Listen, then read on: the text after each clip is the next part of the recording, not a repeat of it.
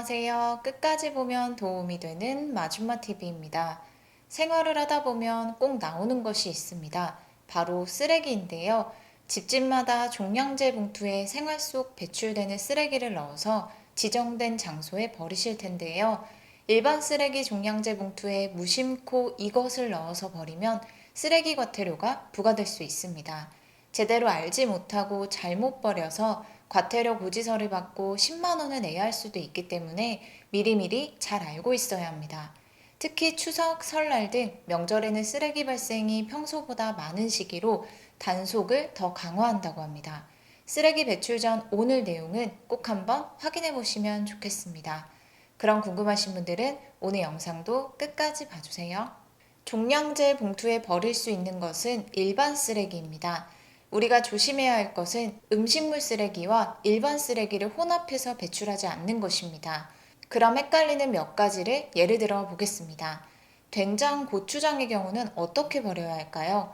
보통 음식물 쓰레기로 배출하는 것으로 생각하는 분들이 많으시겠지만 염분이 많이 포함된 장류는 일반 쓰레기로 배출해야 합니다.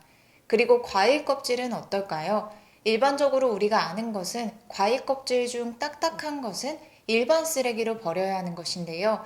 파인애플, 코코넛 등 딱딱한 껍질의 경우는 음식물이 아닌 종량제 봉투에 넣어서 일반 쓰레기로 배출해야 합니다.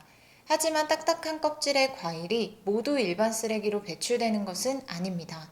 수박의 경우는 일반 쓰레기가 아닌 음식물로 버려야 합니다. 이런 부분들이 헷갈려서 종량제 봉투에 넣어서 잘못 버리면 과태료 10만 원이 부과될 수 있는 것인데요. 딱딱한 껍질 과일이라고 모두 일반 쓰레기 배출이 아니라는 점 영상을 통해서 기억하시면 좋겠습니다. 그리고 바나나, 사과 등의 과일 껍질은 잘 알고 계신 것처럼 일반 쓰레기가 아닌 음식물 쓰레기로 꼭 버리셔야 합니다. 그리고 음식을 할 때 꼭 생기는 채소의 마른 껍질, 뿌리 등은 일반 쓰레기로 버려야 합니다. 양파, 파, 마늘, 미나리 등의 채소의 마른 껍질, 뿌리는 음식물 쓰레기로 버리면 안 되며 소, 돼지, 닭 등 육류의 털이나 뼈도 일반 쓰레기로 버리셔야 합니다. 그 밖에 일반 쓰레기로 꼭 버려야 하는 것들은 땅콩, 호두 등 견과류 껍데기와 복숭아, 자두 등 과일의 딱딱한 씨앗, 계란 등 알 껍데기, 조개, 전복 등의 껍데기 등입니다.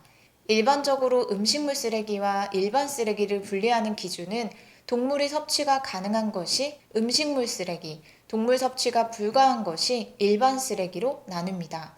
하지만 앞서 안내드린 것처럼 수박은 음식물 쓰레기, 파인애플은 일반 쓰레기인 것처럼 일상 속 헷갈리는 것들이 있기 때문에 꼭 미리 잘 알고 배출하셔서 과태료 내시는 일 없으셨으면 좋겠습니다.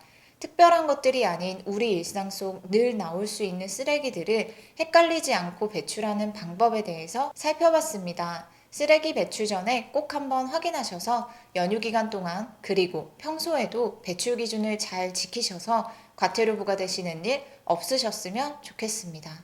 오늘 영상도 끝까지 봐주셔서 정말 감사합니다. 구독과 좋아요, 알림 설정 꼭 부탁드립니다. 감사합니다.